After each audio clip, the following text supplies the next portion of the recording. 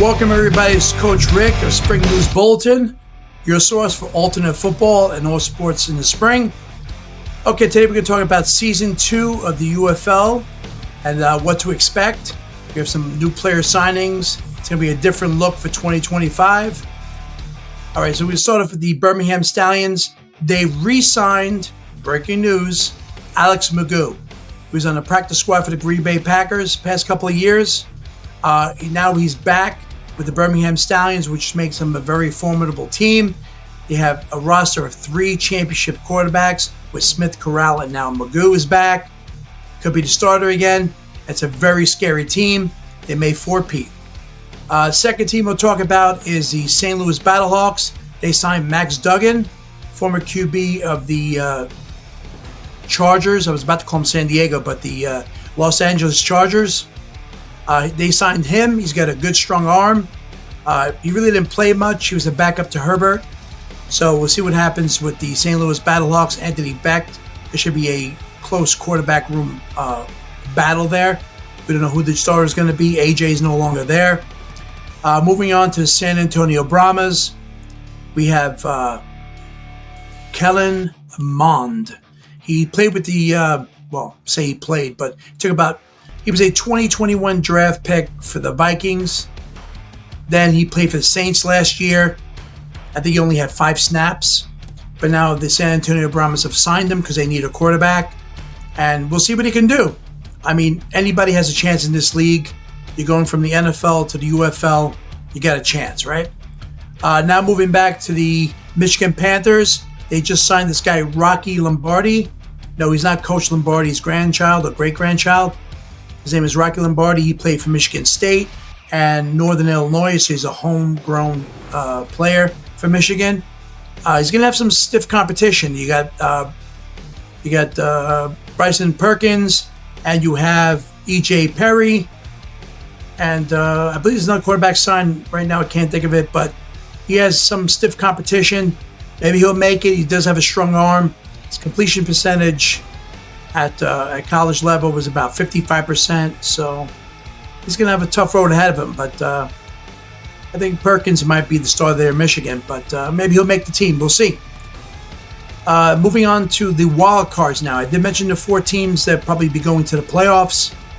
Now I'm going to talk about the DC Defenders, and I do have a guest today. His name is Jonathan Shaw from Pennsylvania.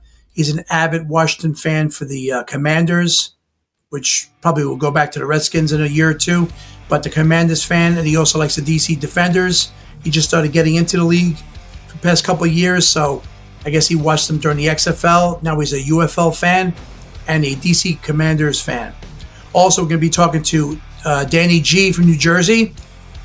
Used to be a fan of New Jersey Generals and the New York Guardians, but they are no longer in existence. So he's going to keep an eye on a different team. He'll let us know who. So Danny from New Jersey will be our second guest. We didn't have any guests before. I've been gone for a little while. I have a hiatus, but I'll have those 2 guests on today, and we'll talk a little bit about their UFL team or experience or thoughts. And they also want to touch upon their NFL team. So we'll talk about the team a little bit. Not much detail, just a little bit about them, and then move on to the UFL. All right, so those are my I won't say my picks. That's basically what probably will be. Birmingham may four-peat. They're a strong team. They're even stronger now with Alex Magoo. We have the St. Louis Battlehawks, even though they lost A.J. McCarron. They did sign a couple of quarterbacks, Max Duggan being one of them. Anthony Beck, he'll have that. He's pretty tough. He'll have that team ready. I think they may go 7-3. Plus, the UFL championship in 2025 this year will be in St. Louis, so they have something to play for. Also, Michigan Panthers, they did lose kicker Bates to the Lions in the NFL, but they still have a great team. They still have a great quarterback room, and we'll see what happens, even with Rocky Lombardi being there. Maybe he'll make the team. Also, we talked about the Brahmas. Unfortunately, I think the Brahmas have too much of a hurdle. They lost some quarterbacks. We'll see what happens with them. They're only going to be playing 3 home games instead of 5. So maybe 4 or 5. I know they're playing at least 1 less home game because of stadium, scheduling. So it's going to be tough for them. They'll play a lot on the road. And they're playing the 3 best teams the first 3 weeks, so tough road ahead for the Brahmas, the Rocks team. Also, we'll talk about the wild card teams. We have the DC Defenders, who went 4-6. My guest, Jonathan Shaw, is a fan of that team. We'll get his take on it. They could turn around this season. I mean, quarterback Jordan Teamu is back. Abram Smith, who got hurt last year, is back. So they should still have a great team. They still have a good defense. As long as they play balanced game between defense and offense, they should be okay.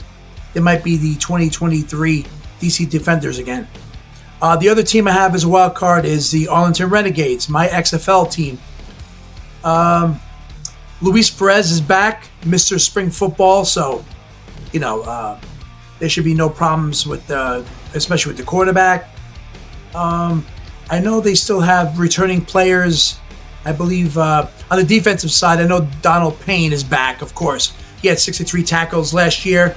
He'll be back, and I think they signed this guy, Kyron Ars. Yeah, he played for the USC Trojans. He's an undrafted guy, and they signed him. He's a pretty big dude.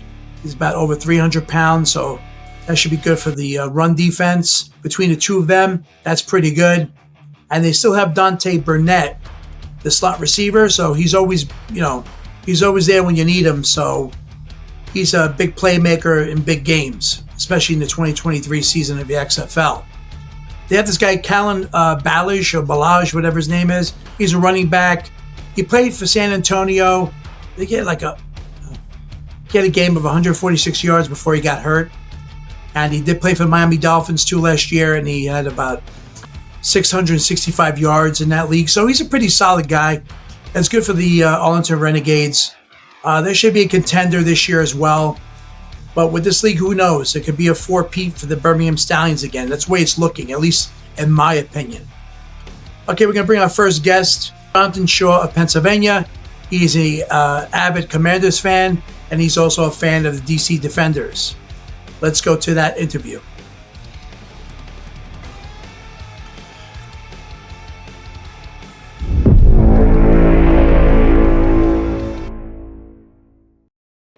Okay, it's Coach Rick here on Spring News Bulletin. I have a special guest today. I have Jonathan S. from Pennsylvania.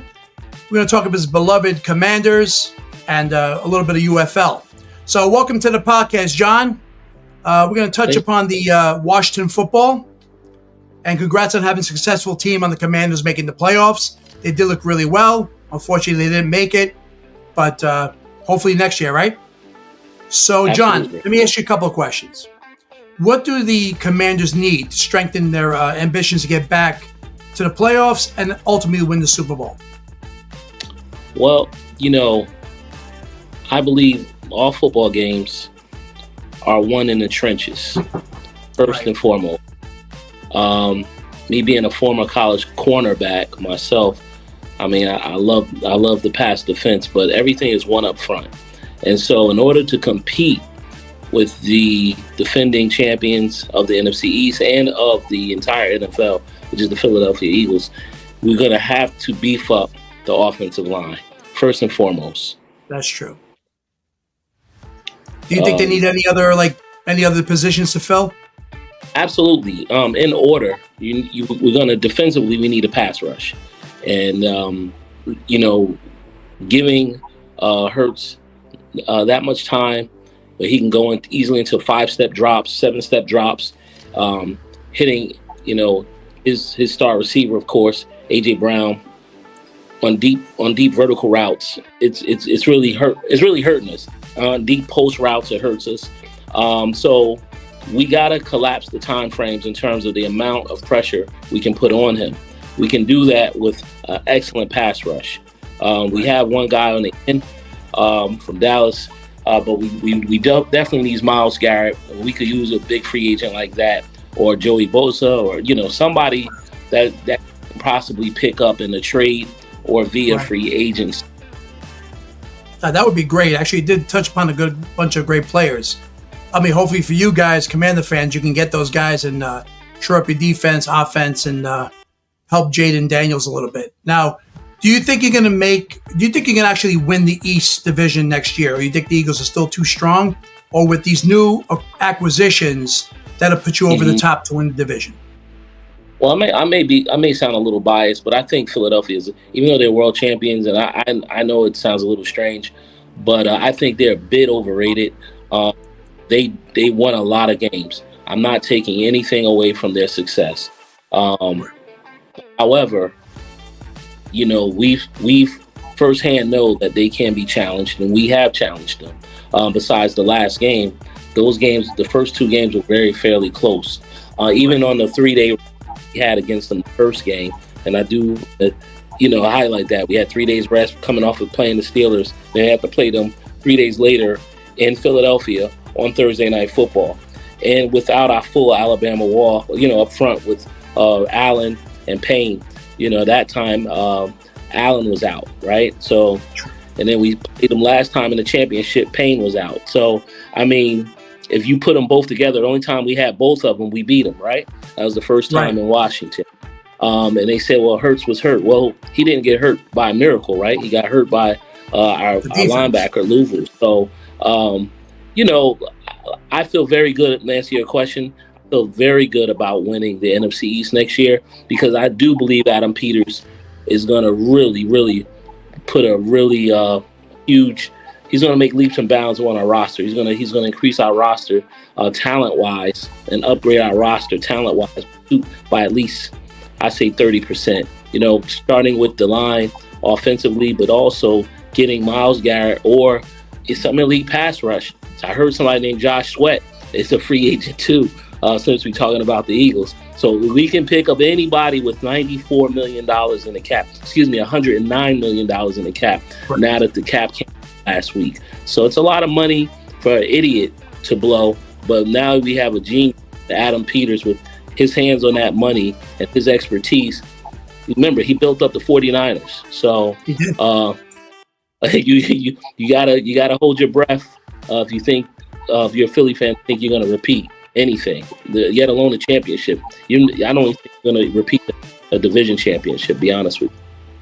You're right. A lot of teams don't repeat in division. It's always looks like there's always somebody new every year.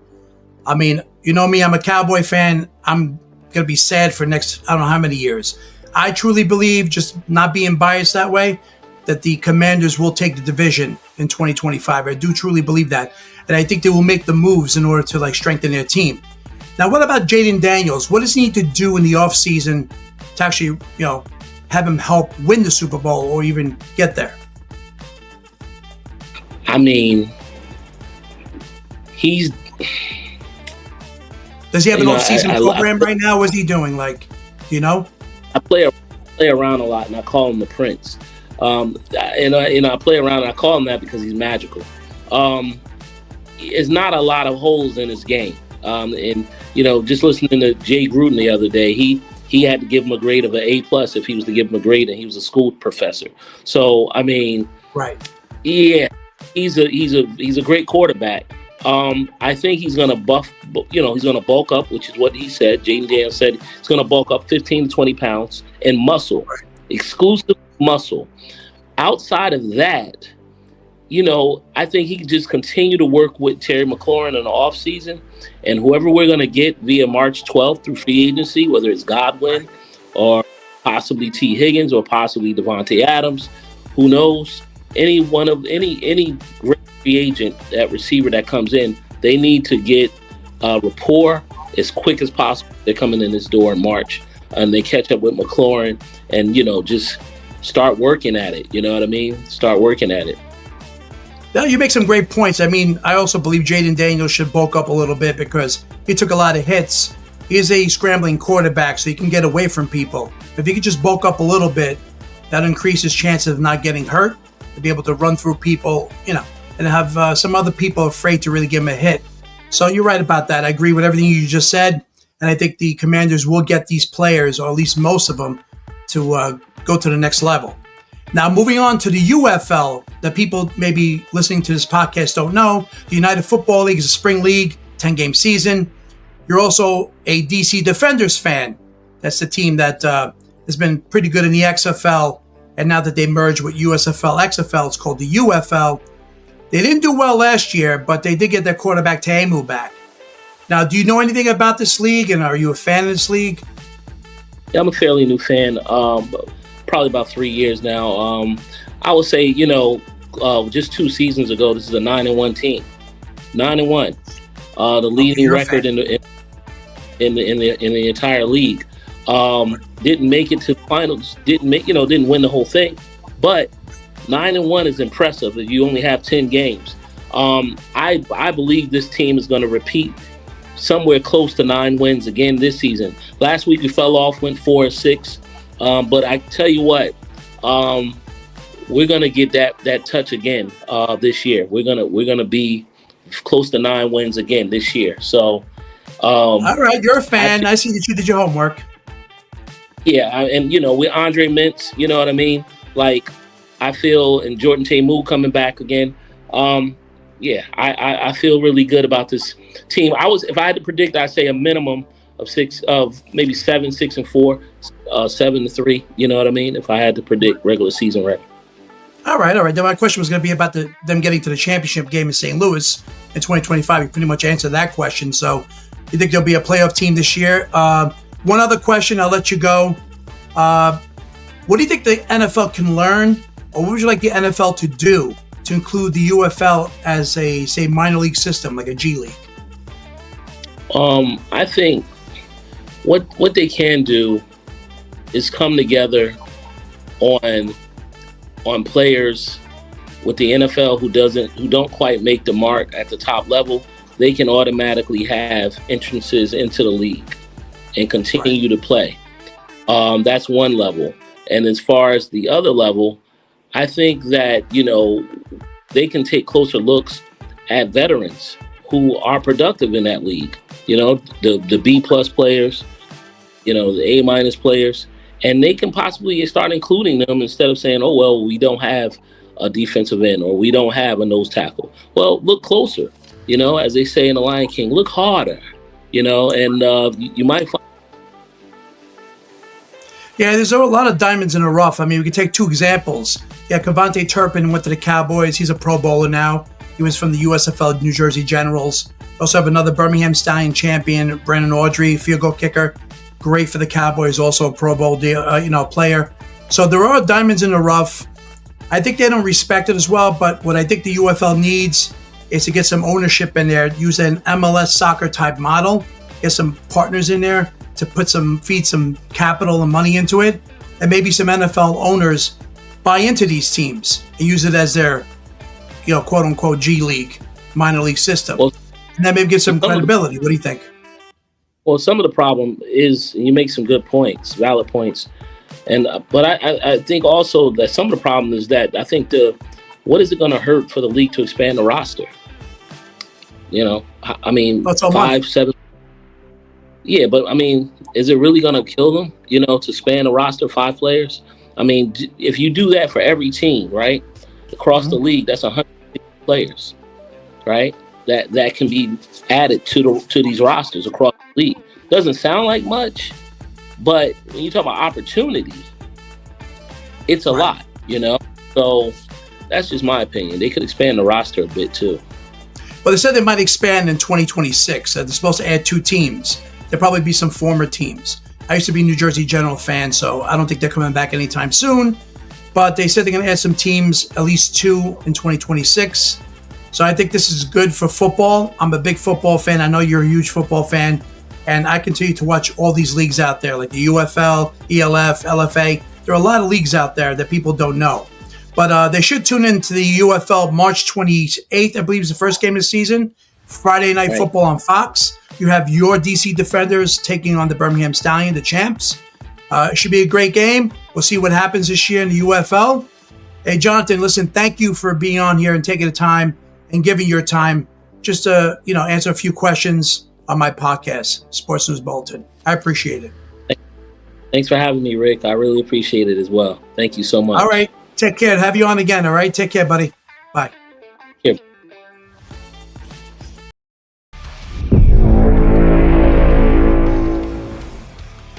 Okay. Our next guest is going to be Daniel G. from New Jersey. He's a Jet fan. He says he's watched the XFL a little bit and the USFL a little bit. I think he was a New Jersey General fan and a New York Guardian fan.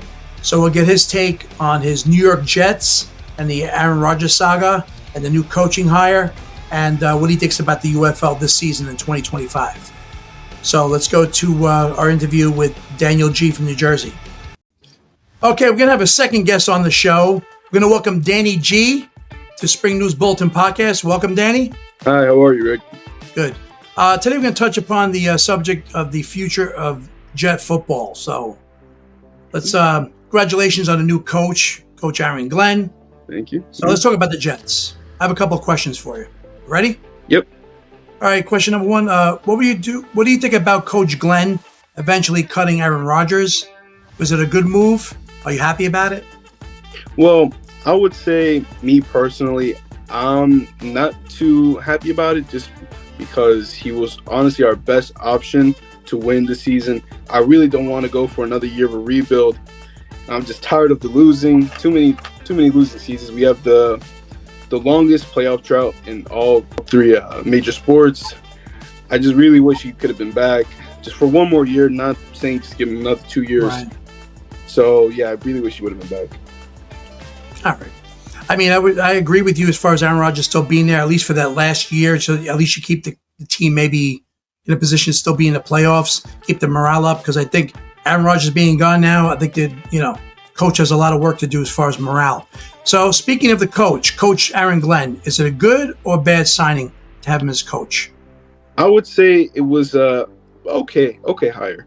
I would honestly prefer to Mike Vrabel, McCarthy, Pete Carroll, just because we need experience. We have a lot of young guys. I don't want to see this young talent being used to losing. I don't want them to request trades or anything, such as Garrett Wilson. I'm very worried about him.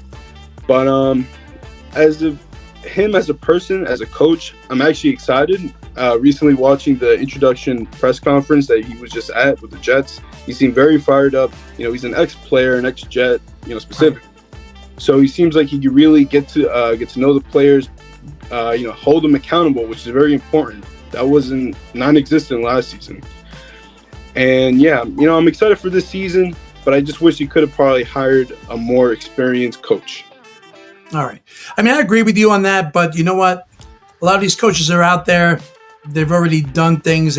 Some accomplished some things, some didn't. So maybe they just do need a whole new, fresh look, a new coach, a new plan. But I see where you're going with that. But it might not be a bad thing. We'll see. Right. What do you about the offseason? The Jets' offseason needs. What do you think they need to do? Of course, they need a quarterback. But what else? What do you think they should do now? Get a veteran, draft. What do you think? Honestly, I would say first thing you should do, Darren Mucci, who's the new general manager, he should sit down and extend Garrett Wilson.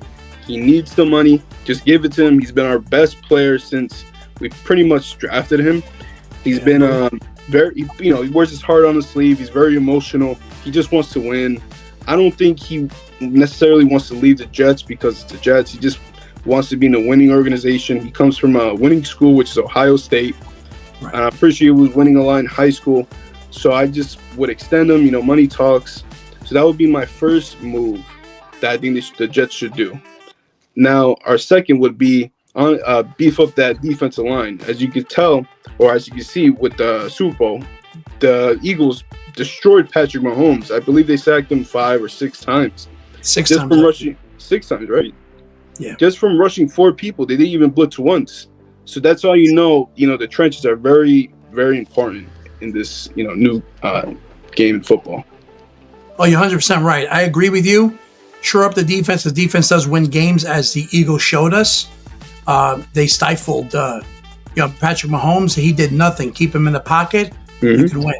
So the Jets do need to shore up some defense on their line, have a different defensive game plan with the new coaches, with the new head coach. Definitely, I also believe they should get a veteran quarterback. I mean, they do have one they have Tyrod Taylor, I believe, right? Yeah. Mm-hmm. All right. Use him for now.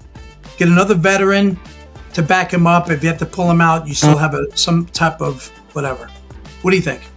Yeah, I feel like, recently I've been seeing a lot of Justin Fields being connected to the Jets, which at first I was honestly against it. I really was, but now talking about it more and seeing more articles about it, it's kind of, I've kind of grown onto it. Just because he used to be teammates with Garrett Wilson in Ohio State. So with that, also, he's really young. He's very mobile. He can win games like that. But the only thing that I'm nervous about is his throwing and his accuracy, because that can be up and down. But yeah, I agree also with a veteran. We need someone in a in the QB room to make competition to see who will be able to start this coming up season. I make some valid points. They're gonna need a lot of help. I mean, the draft maybe help them a little bit, but Coach Glenn has a lot of work. You don't get that. Tyrod Taylor doesn't have at least a half decent season. They can protect him. I still think they need to shore up their offensive line as well. But all right, good luck to those Jets in 2025. They're going to need it. All right, so now, Danny, we're going to move on to the UFL. How much do you know about this league, and are you a fan of it? Yeah, I used to watch it when the USFL was on. I was a big fan of the New Jersey Generals, but unfortunately, they took the team out from New Jersey. So from then, I kind of stopped watching it. So yeah, I'm a little up to date with it. All right. So since the New Jersey Generals are not there, or even like the New York Guardians from the XFL are not there, are you going to root for a team, or what are you going to do? Sit back, relax, and just watch the league, or do you have one team in mind? Yeah, I was planning on just sitting back, just looking at each team, like evaluating whether I like them or not.